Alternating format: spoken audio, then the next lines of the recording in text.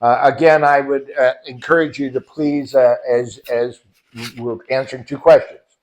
What method is Screwtape telling Wormwood to use against us?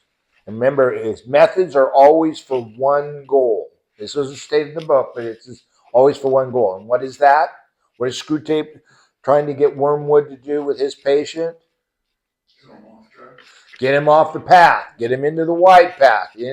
Not following God, not following the Spirit, not listening and doing. Okay. So Screwtape's going to tell Wormwood something. And he starts off. It is a little bit disappointing to expect a detailed report on your work and to receive instead such a vague rhapsody as your last letter. You say you are delirious with joy because the European humans have started another of their wars. I see very well what has happened to you. You are not delirious, you're only drunk. Reading between the lines in your very unbalanced account of the patient's sleepless night, I can reconstruct your state of mind fairly accurately. For the first time in your career, you have tasted that wine, which is the reward of all our labors, the anguish and bewilderment of a human soul. It has gone to your head. I can hardly blame you. I do not expect old heads on young shoulders. Did the patient respond to some of your terror pictures of the future? Did you work in some good self-pitying glances at the happy past? Some fine thrills in the pit of his stomach were there? You played your violin prettily, did you? Well, it's all very natural. But do remember, Wormwood, that duty comes before pleasure. If any present self-indulgence on your part leads to the ultimate loss of the prey, you will be left eternally thirsting for that draught of which you are now so much enjoying your first sip. If, on the other hand, by steady and cool-headed application here and now, you can finally secure his soul, he will then be yours forever. A brimful living chalice of despair and horror and astonishment, which you can raise to your lips as often as you please. So do not allow any temporary excitement to distract you from the real business of undermining faith and preventing the formation of virtues. Give me without fail in your next letter a full account of the patient's reactions to the war so that we can consider whether you are likely to do more good by making him an extreme patriot or an ardent pacifist. There are all sorts of possibilities. In the meantime, I must warn you not to hope too much from a war. Of course, a war is entertaining. The immediate fear and suffering of the humans is a legitimate and pleasing refreshment for our myriads of toiling workers. But what permanent good does it do us unless we make use of it for bringing souls to our Father below? When I see the temporal suffering of humans who finally escape us, I feel as if I have been allowed to taste the first course of a rich banquet and then denied the rest. It is worse than not to have tasted it at all.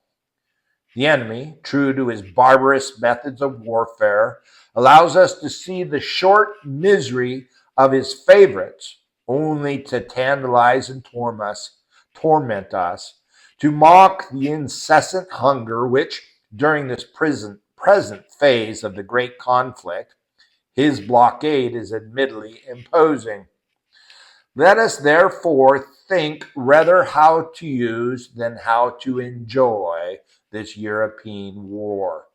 For it has certain tendencies inherent in it which are, in themselves, by no means in our favor. We may hope for a good deal of cruelty and unchastity, but if we are not careful, we shall see thousands turning in this tribulation to the enemy, while tens of thousands who do not go so far as that will nevertheless have their attention diverted from themselves to values and causes which they believe to be higher than the self. I know that the enemy disapproves many of these causes, but that is where he is so unfair. He often makes prizes of humans who have given their lives for causes he thinks bad on the monstrously sophisticated ground that the humans thought them good and were following the best they knew. Consider, too, what undesirable deaths occur in wartime. Men are killed in places where they knew they might be killed and to which they go, if they are at all of the enemy's party, prepared. How much better for us if all humans died in costly nursing homes amid doctors who lie, nurses who lie, friends who lie, as we have trained them, promising life to the dying, encouraging the belief that sickness excuses every indulgence, and even if our workers know their job, withholding all suggestion of a priest lest it should betray to the sick man his true condition. And how disastrous for us is the continual remembrance of death which war enforces. One of our best weapons, contented worldliness, is rendered useless. In wartime, not even a human can believe that he's going to live forever. I know that Scabtree and others have seen in wars a great opportunity for attacks on faith, but I think that view is exaggerated. The enemy's human partisans have all been plainly told by him that suffering is an essential part of what he calls redemption, so that a faith which is destroyed by a war or a pestilence cannot really have been worth the trouble of destroying. I am speaking now of diffuse suffering over a long period such as the war will produce. Of course, at the precise moment of terror, bereavement, or physical pain, you may catch your man when his reason is temporarily suspended. But even then, if he applies to enemy headquarters, I have found that the post is nearly always defended. Your affectionate uncle, Screwtape. So, what is the condition that he is proposing and the method?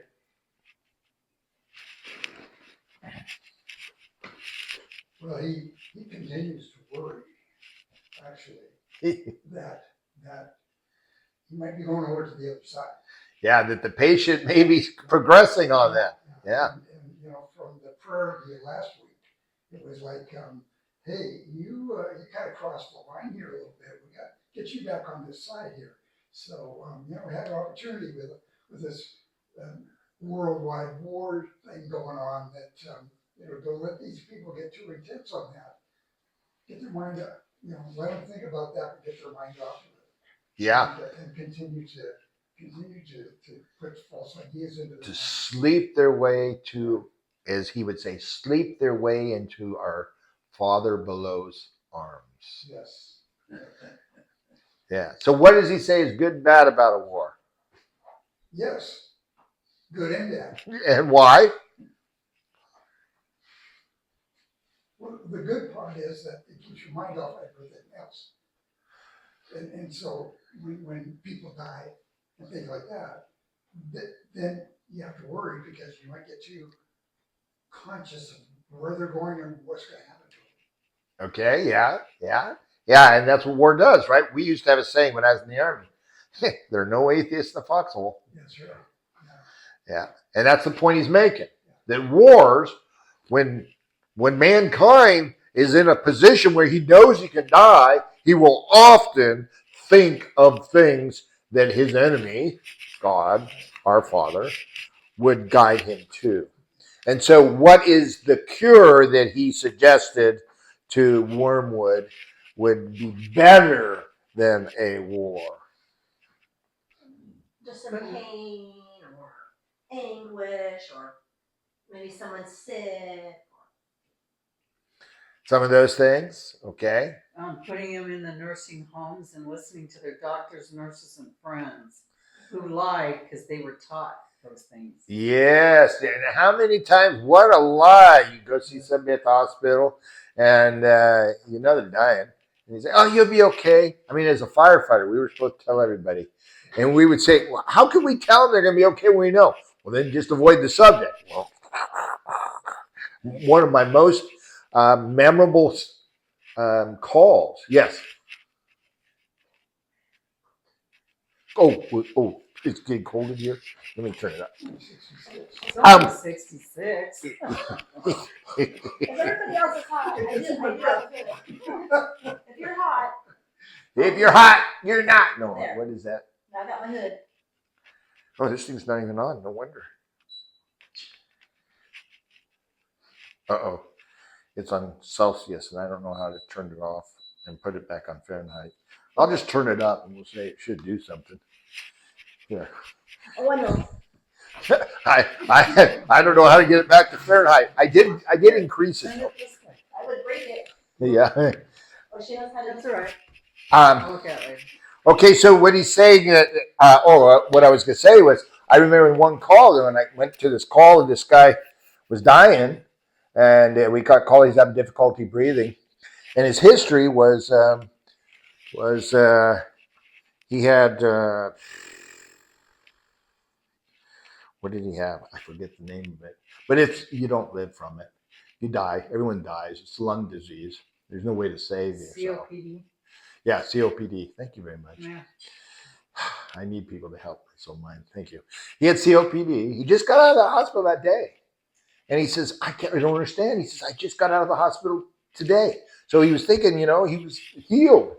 And I says, did anybody tell you? I said, you got COPD? Yeah. Does anybody tell you that there's no cure? His eyes get big and he looks at me. There's no cure? I said, no, they can't cure you. When they send you to the hospital, they're not curing you. They're just trying to take care of your symptoms. This will kill you. I took a risk. And as we've got him on a gurney and we're taking him out to the ambulance, he grabbed my arm as I'm filling out paperwork.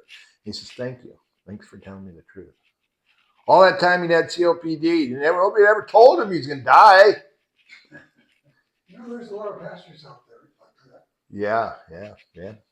So that's what Screwtape is saying. Better to not have the excitement of a war or dangers, like you were saying, because that could drive him into his enemy's arms. Better we just keep him asleep, just going on, get all the way to the old folks' home and die thinking he's going to live the next day. That is more thorough. We don't want him thinking about the truth. And don't let the priest come talk to him. No, because what's the priest going to do? You tell him you may die. You need to turn your life around and go see Jesus. Yeah, don't send the priest. Yep. Okay. And then he chastises old Wormwood a little bit because Wormwood's excited because there's a war. And Screwtape thinks that he should get so excited. He's seen wars before, and wars can be devastating for the kingdom of Satan. And they can be forgotten. And we know that. He even said in there, remember, that the enemy, God, uses tribulation to draw people towards him. And that's what we're entering right now, right? We're going to enter this, we've been in tribulation, but we're going to enter this great tribulation. And when the great tribulation starts, more people will be prone to hearing the truth. Because only the truth will set them free from death. And so we have to be willing and able to share the truth with those who are looking for it. Okay? Anything else in there? Pretty simple little thing. We're gonna leave him there on that and take a quick break, and we're gonna go to Romans.